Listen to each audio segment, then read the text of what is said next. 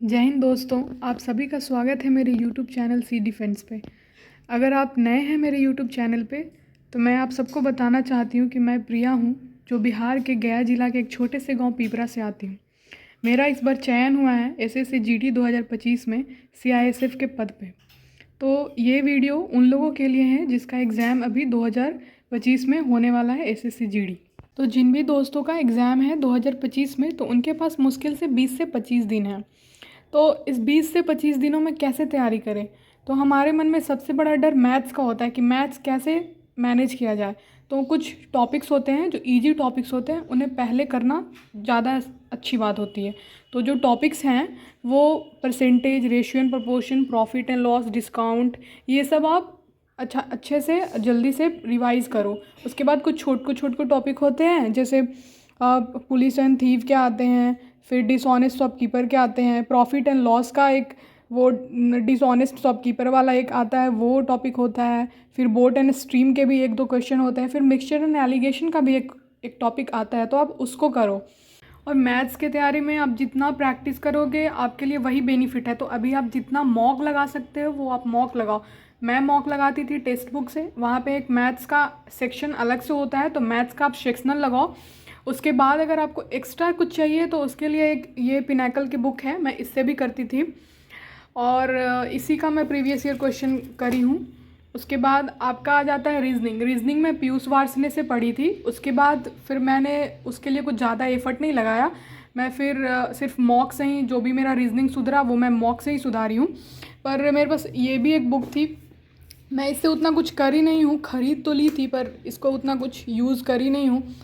उसके बाद आता है हमारे पास इंग्लिश। तो इंग्लिश मैं इससे की हूँ, जो भी मैं पढ़ी हूँ इसी से पढ़ी हूँ। अब देखोगे, देखो मैं ये करी हूँ। इंग्लिश बहुत इम्पॉर्टेंट है तो मैं इसी से करती थी। इसका OWS, फिर idioms and phrases, synonyms, antonyms, ये सब।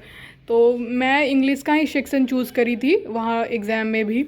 उसके बाद जीएस एक ऐसा पोर्शन, आप कितना भी पढ़ो उसका कोई गारंटी नहीं है कि उससे क्वेश्चन आएंगे ही आएंगे। आप अगर मैथ्स, रीजनिंग, इंग्लिश, इसमें अगर आप अच्छे से तैयारी करते हो तो इसमें 90% चांसेस होते हैं कि क्वेश्चन वही आएंगे जो आप पढ़ कर गए हो। पर जीएस एक ऐसा पोर्शन है कि आप उसमें कितना भी एफर्ट डाल लो ना, तो उसमें 1% चांस होते हैं कि जो आप पढ़े हो वही आएगा। तो जीएस में उतना कुछ नहीं करी थी, पर जो जो मेन टॉपिक्स हैं वो मैं ज़रूर करी थी। जो सिस्टम, ये सब कुछ टॉपिक्स हैं जो मैं करी थी।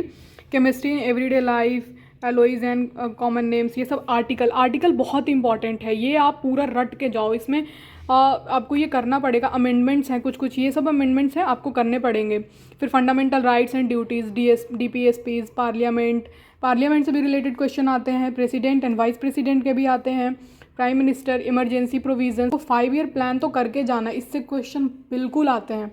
RBI ये उतना इम्पॉर्टेंट नहीं है, पर ये आपको 5 ईयर प्लान पक्का करके जाना है। फिर गांधीयन एरा के भी क्वेश्चन आते हैं, ये तो भाई करके ही जाना है, ये करके जाओ। तो ये सब आपको करके जाना है।